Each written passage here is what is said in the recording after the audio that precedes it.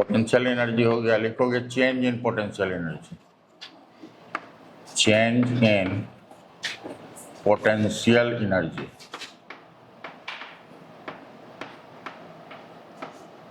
ये पहले भी हम लोग वो वर्क एनर्जी थ्योरम में भी वो डेफिनेशन बताए थे।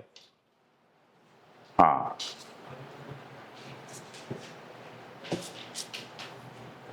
लिखिएगा,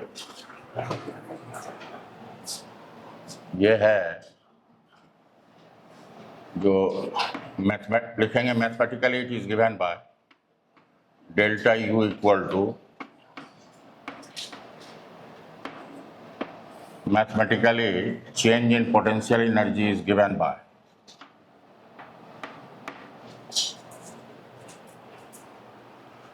मतलब चेंज इन पोटेंशियल एनर्जी लिखेंगे, ये चेंज इन पोटेंशियल एनर्जी क्या हुआ, negative work done by conservative forces.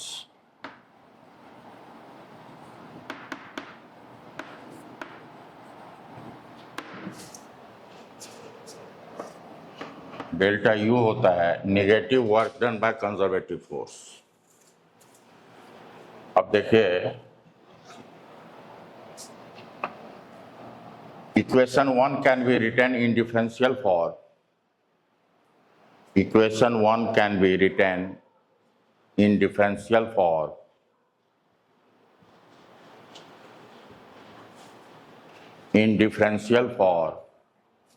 as, मैंने डिफरेंशियल फॉर्म का मतलब डेल्टा को डी के टर्म्स में लिखना, डी यू इक्वल टू क्या हो जाएगा माइनस डी डब्ल्यू सी,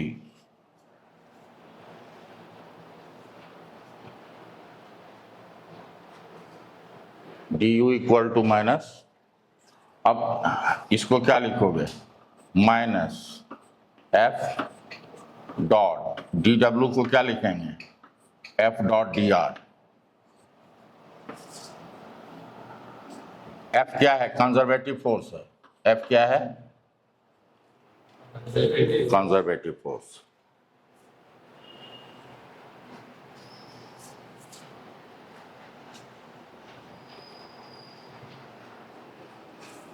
अब देखिए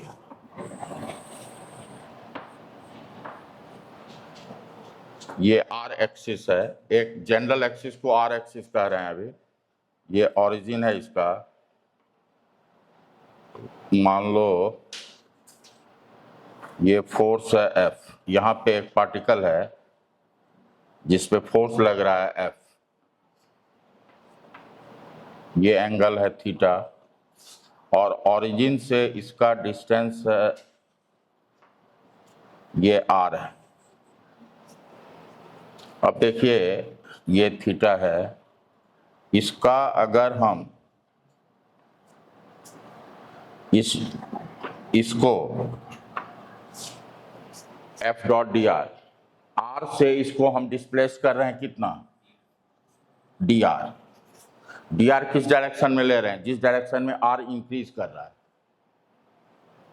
तो इस डायरेक्शन में एफ का कंपोनेंट क्या होगा एफ कॉस थीटा,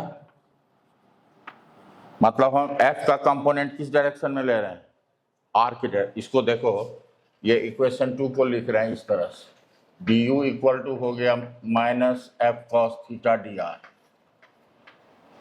ए डॉट बी क्या होता है ए बी कॉस थीटा, तो F D R cos theta होगा, तो हमने एफ कॉस थीटा लिखा। ये एफ कॉस थीटा को हम लोग लिख रहे हैं हम एफ आर, मतलब इसको क्या पढ़ेंगे, इसको पढ़ेंगे component of F in the direction of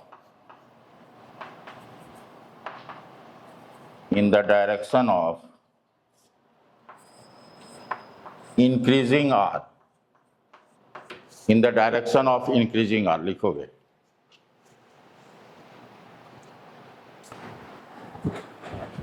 तुम सबसे आगे मोबाइल सबसे पीछे, नोट कर लिए। एफ कॉस थीटा को क्या कहेंगे एफ आर, कहने का मतलब है component of force in the direction of increasing R. Lucky बड़ा सुस्त पड़ी हुई है, क्या है? ठंडा लग रहा है?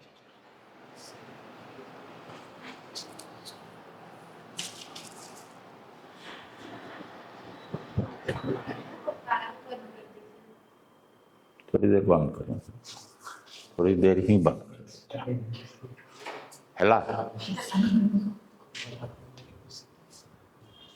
क्या हुआ? फिर गर्मी लगेगी, खोल देंगे। अब देखो एफ कॉस थीटा की जगह पे क्या लिखेंगे हम लोग? F R. तो यहाँ पे क्या लिखेंगे? माइनस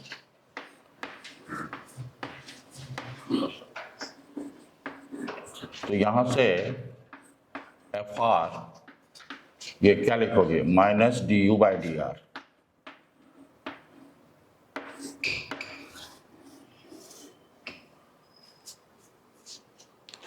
ध्यान में रखना एफ आर जो है वो एफ कॉस थीटा होता है। अगर थीटा का वैल्यू 0 है तब तो एफ सिंपली होगा। एफ आर किसके लिए लिखे हैं? लिखोगे square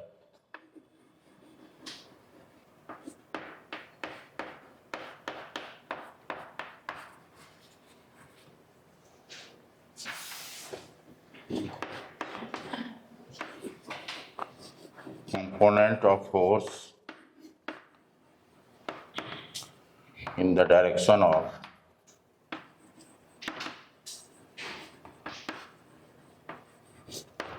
increasing R, in the direction of increasing R.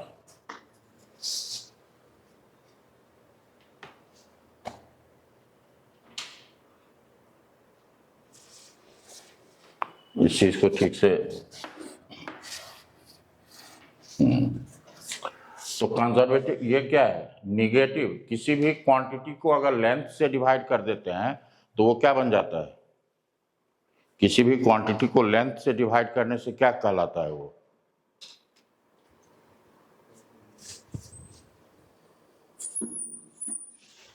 जैसे dv by dx, dx length है तो dv बाय dx को क्या कहेंगे? कोई बताइए। dv बाय dx एक्सेलरेशन हो गया, बताइए। किसी क्वांटिटी को लेंथ से डिवीजन करने से क्या हो जाता है? ये तो सामान्य सी बात है, उसका पर्टिकुलर नेम होता है। जैसे dv बाय dl ये वेलोसिटी ग्रेडियंट कहलाता है। dp बाय dl, p अगर प्रेशर है तो dp बाय dl क्या हो जाएगा? Pressure gradient. de by dx क्या होगा? Energy gradient. तो यहाँ पे ये क्या है? u है पोटेंशियल एनर्जी। तो कंजर्वेटिव फोर्स में also be defined as negative gradient of potential energy. Negative gradient of, तो लिखिए इक्वेशन नंबर ये 3 है।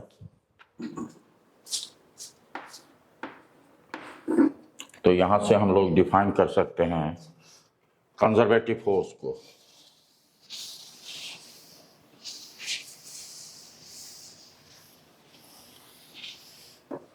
लिखोगे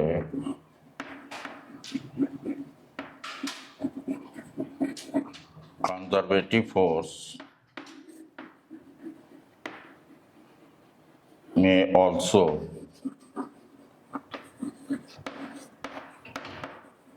defined as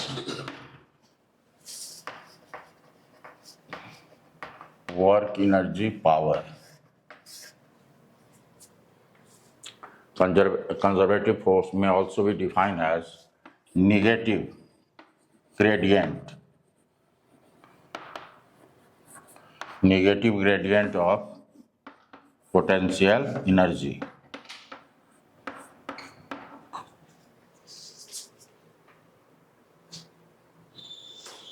मतलब अगर पोटेंशियल एनर्जी फंक्शन दिया हुआ है और उसको, हाँ अब एक चीज देखो, उसका डिफरेंशिएशन कर दोगे तो फोर्स निकल जाएगा। अगर हम तो एक जनरल एक्सिस लिए थे यार, है ना। तो इक्वेशन थर्ड लिखोगे, equation third can be written in components form, rectangular components form as du by dx, लेकिन ध्यान रखिए x के रिस्पेक्ट में करेंगे तो y और z को क्या समझेंगे, कांस्टेंट। नहीं तो फिर आपको पार्शियल डेरिवेटिव लगाना होगा, डेल्टा u बाय, अगर ये नहीं लिखना चाहते हैं तो उस केस में आपको ऐसे लिखना होगा, du बाय, ऐसे लिखना पड़ेगा। ऐसे लिखने का मतलब हो जाता है जो y z कांस्टेंट, इसमें लिखना नहीं पड़ेगा, लेकिन ऐसे लिखोगे तो लिखना पड़ेगा। तो चूंकि उस तरह से नहीं लिखते हो तो इसलिए मैं इसी तरह से लिख देता हूँ, minus D U by D Y. यहाँ पे x एंड z क्या है, कांस्टेंट, एफ जेड, ये हो गया minus D U by D Z. यहाँ पे एक्स वाई कांस्टेंट है,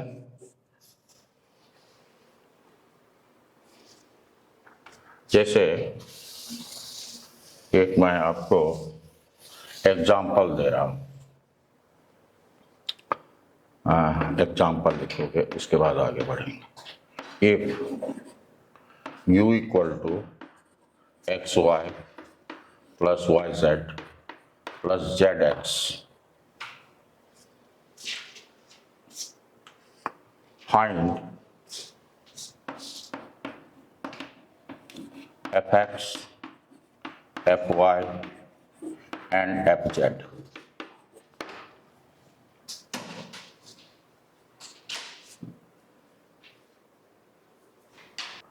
एक मैं बता दूं क्या,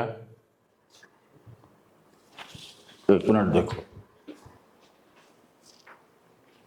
हम पहले D you by D x निकालते हैं, मतलब x के रिस्पेक्ट में डिफ्रेंशिएट करते हैं, तो y को कांस्टेंट मानेंगे और x का 1 हो गया। अच्छा, x वेरिएबल है, y z कांस्टेंट है, तो y z की जगह पे क्या होगा, 0। यहाँ पे z कांस्टेंट है, x का कितना हो गया, 1, तो D you by D x कितना हो गया, y प्लस z, तो एफ एक्स क्या हो जाएगा, माइनस लगा देंगे, तो एफ एक्स हो जाएगा माइनस वाई प्लस जेड। इसी तरह से एफ वाई एफ जेड निकाले, एफ वाई में एक्स और जेड को कांस्टेंट समझेंगे,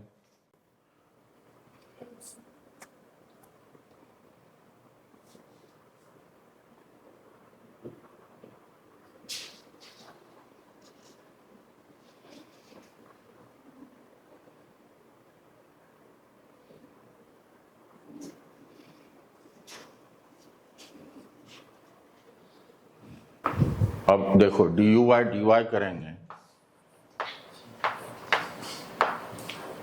तो फर्स्ट में क्या है, कहाँ गया, एक्स वाई है, तो वाई को कांस्टेंट समझेंगे, एक्स का कितना हुआ, सॉरी वाई के रिस्पेक्ट पे कर रहे हैं ना, एक्स जेड कांस्टेंट, तो एक्स तो कांस्टेंट है, वाई का 1 हो गया, प्लस जेड कांस्टेंट है, वाई का 1 हो गया, और वहां पे z और x दोनों कांस्टेंट है तो 0 हो गया, तो यहाँ कितना हो गया, x प्लस जेड, तो एफ वाई कितना हो गया, माइनस लगा दोगे तो ये हो गया x plus Z,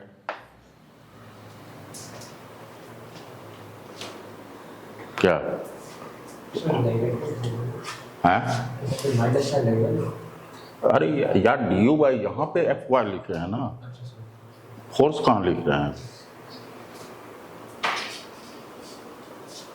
F Z लिख लिया आप लोग, D you by D Z करोगे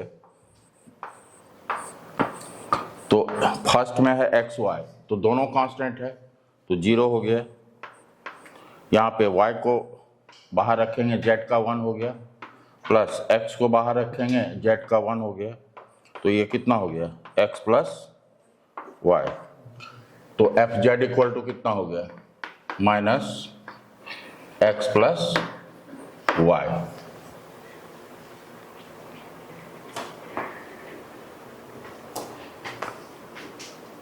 समझ में आई? तो अगर हम फोर्स लिखना चाहते हैं फोर्स वेक्टर के फॉर्म में, तो देखो कैसे लिखेंगे। एफ को क्या लिखते हैं F X I cap plus F Y J cap plus F Z K cap minus सब में है एफ एक्स कितना है, ये हो जाएगा Y plus Z I cap plus F Y है X plus Z J cap और ये हो जाएगा X plus Y K cap. यहाँ पे फोर्स भी किसका फंक्शन है, एक्स वाई जेड तीनों का फंक्शन है। ये हुआ, लिखिए। फोर्स को वेक्टर फॉर्म में लिखना होगा तो ऐसे लिखेंगे F X I cap plus F Y J cap plus F Z K cap.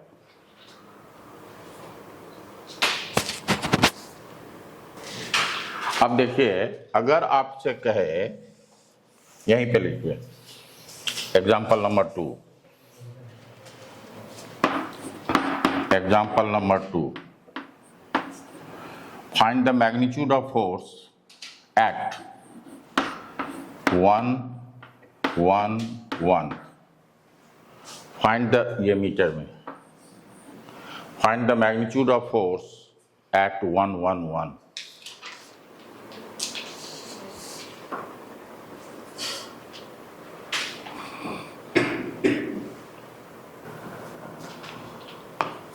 Root 4 4 8 4 12 सही है। क्या कि 1 1 देंगे यहाँ, तो ये हो जाएगा F equal to minus 2 I cap plus 2 J cap plus 2 K cap, ये होगा। तो मैग्नीट्यूड अगर लिखना चाहेंगे तो माइनस तो होगा नहीं, ये हो जाएगा रूट 2 का स्क्वायर प्लस 2 का स्क्वायर प्लस 2 का स्क्वायर, 4 तिया 12, तो 2√3 न्यूटन आ जाएगा।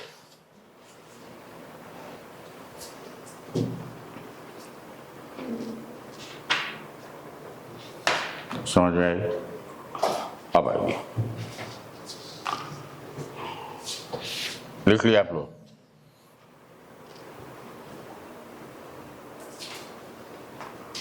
आपको चिकन पॉक्स हो गया था,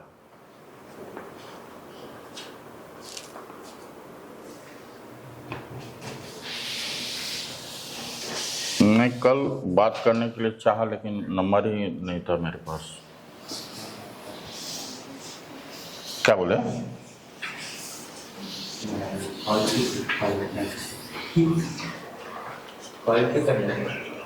कब? अभी बोले ना।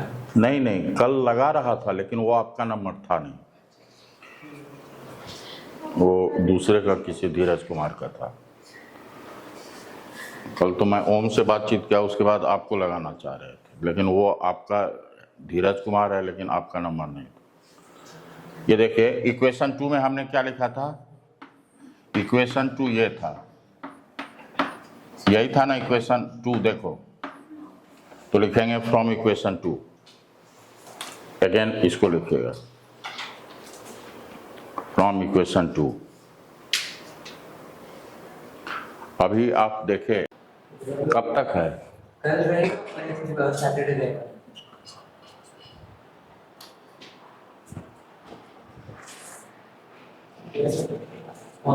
आप लोग लिख लिए, then this work done is stored, then this work done by the external agent is stored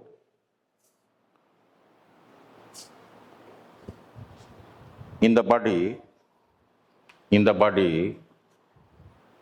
the form of potential energy, in the form of potential energy।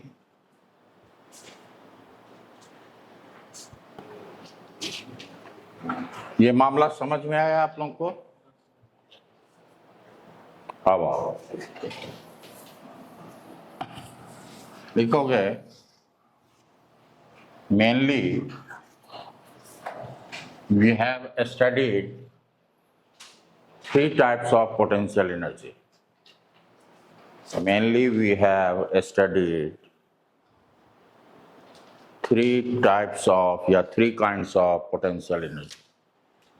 पहला लिखिए gravitational potential energy. Gravitational potential energy देखो,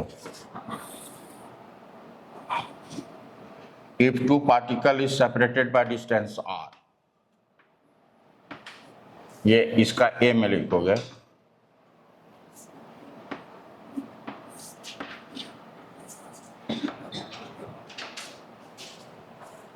तो यहाँ पे gravitational force लगेगा, इधर लगेगा, ये अट्रैक्ट करना चाहेगा, फोर्स ऑन 1 ड्यू टू 2, और ये इस पे फोर्स लगाएगा, फोर्स ऑन 2 ड्यू टू 1। ये दोनों कौन सा फोर्स है? ग्रेविटेशनल फोर्स है। और ग्रेविटेशनल फोर्स कौन सा फोर्स होता है? कंजर्वेटिव होता है। तो लिखेंगे when two particle are separated by distance r, when two particle are separated by, when two particle of masses m1 and m2 separated by distance r, then potential energy of the system is given by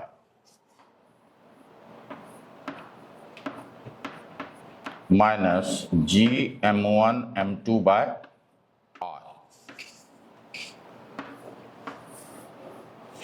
ध्यान रखिएगा, हम लोग जो है यहाँ पे potential energy कहाँ पे जीरो लिए हैं? हमारा रेफरेंस पोजीशन क्या है? ये है, ठीक है।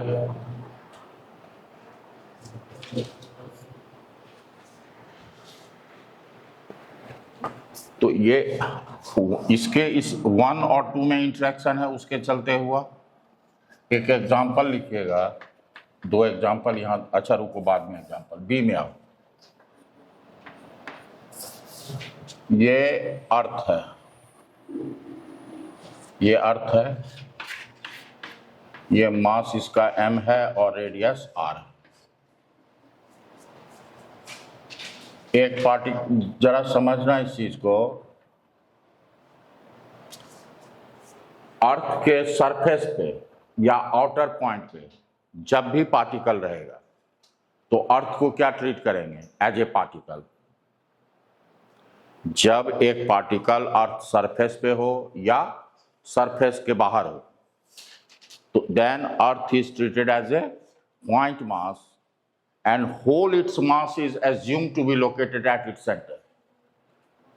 समझे?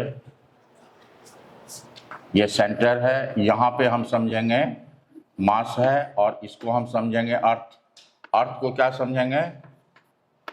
अर्थ को समझेंगे पॉइंट मास। और एक पार्टिकल मान लो यहाँ पे, ये दोनों पार्टिकल के बीच का सेपरेशन को हम r कह रहे हैं। अब देखो, ये तो r है, और अगर अर्थ सरफेस से उसकी हाइट h है, यानी यहां ये है a, और पार्टिकल को हम a से b ले गए। अर्थ सरफेस पे है कोई पार्टिकल a, इसको a से b ले गए।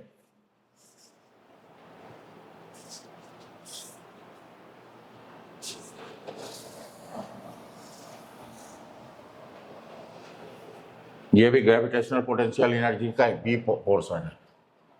तो यहाँ पे देखो, एक तो इस पे जो फोर्स लगेगा उसको क्या लिखेंगे? ये अर्थ अगर इस पे F लगाएगा तो ये भी इस पे अर्थ पे F ही लगाएगा, ऐसा नहीं है जो अलग अलग लगाएगा। ये इस पे F लगाएगा तो ये भी F लगाएगा, मास से कोई लेना देना नहीं है। तो F इक्वल टू क्या होगा, जी एम बाय, सॉरी,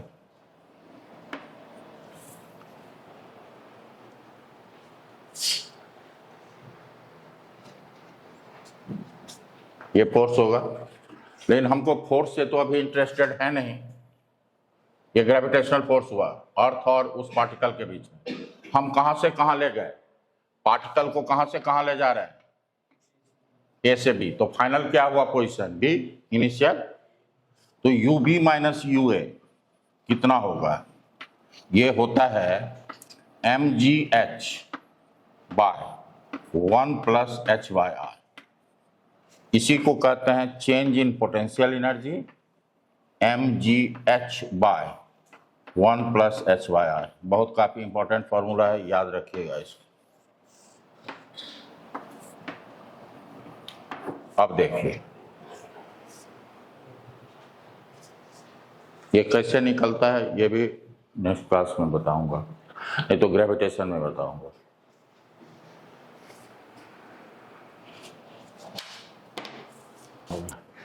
यहां पे देखो, अब देखो इफ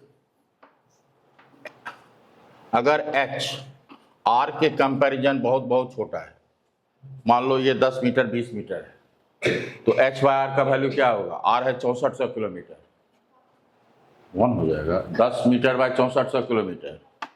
h बाय आर जो है उस केस में अप्रोक्सीमेटली क्या हो जाएगा, तो चेंज इन पोटेंशियल एनर्जी कितना हो गया,